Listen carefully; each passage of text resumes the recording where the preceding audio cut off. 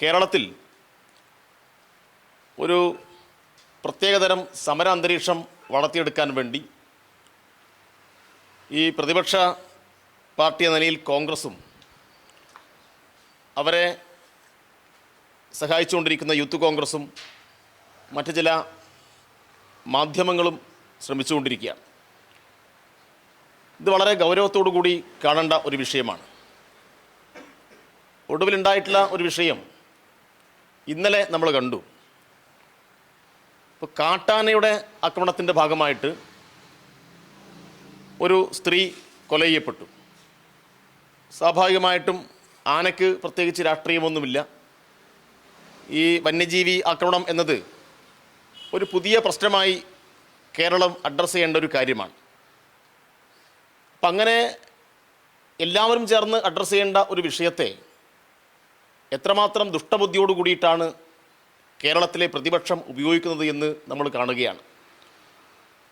സാധാരണ നിലയിൽ ഇത്തരം മരണങ്ങൾ നടന്നാൽ അതൊരു അസാധാരണ മരണമാണ്.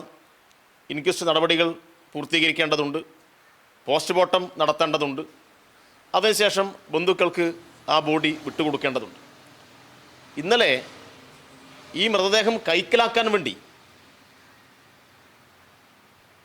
കോൺഗ്രസിൻ്റെ ഉത്തരവാദിത്തപ്പെട്ട നേതൃത്വം കളിച്ചിട്ടുള്ള നാടകം നമ്മൾ കണ്ടു. ഇത് സാംസ്കാരിക കേരളത്തിന് അപമാനമാണ്. നമ്മൾ നേരത്തെ സന്ദേശം സിനിമയിലെ ചില താരങ്ങൾ അവതരിപ്പിച്ച കഥാപാത്രത്തെയാണ് ഇന്നലെ കേരളം ഓർത്തത്. ഇപ്പം 4 വോട്ടിനു വേണ്ടി മൃതദേഹം മോഷ്ടിക്കുന്ന ആളുകളായി, മൃതദേഹ മോഷ്ടാക്കളായി കേരളത്തിലെ കോൺഗ്രസ് അധപ്പതിക്കുകയാണ്. ഇത് കേരളത്തിൻ്റെ ചരിത്രത്തിൽ ഇന്നേ വരെ ഇല്ലാത്ത ഒരു സംഭവമാണ്. സിനിമയിൽ മാത്രമാണ് നമ്മളിതിനു മുന്നേ ഈ മൃതദേഹം സ്വന്തമാക്കാനുള്ള ധൃതിയും അതുമായി ബന്ധപ്പെട്ട ചില തർക്കങ്ങളെല്ലാം കണ്ടത്. യഥാർത്ഥത്തിൽ നാട് വിറങ്ങലിച്ച് നിൽക്കുകയായിരുന്നു. ബന്ധുക്കളാകെ അങ്ങേയറ്റം സങ്കടത്തോടു കൂടി നിൽക്കുന്ന സന്ദർഭത്തിൽ ഇങ്ങനെ രാഷ്ട്രീയമായി നേട്ടമുണ്ടാക്കാൻ വേണ്ടി ഇവർ നടത്തിക്കൊണ്ടിരിക്കുന്ന ഹീനമായ നീക്കത്തെ സാംസ്കാരിക കേരളം കക്ഷി രാഷ്ട്രീയത്തിൻ്റെ പരിഗണനക്കപ്പുറത്ത് നിന്നുകൊണ്ട് ചെറുത്ത് പരാജയപ്പെടുത്തേണ്ടതുണ്ട്.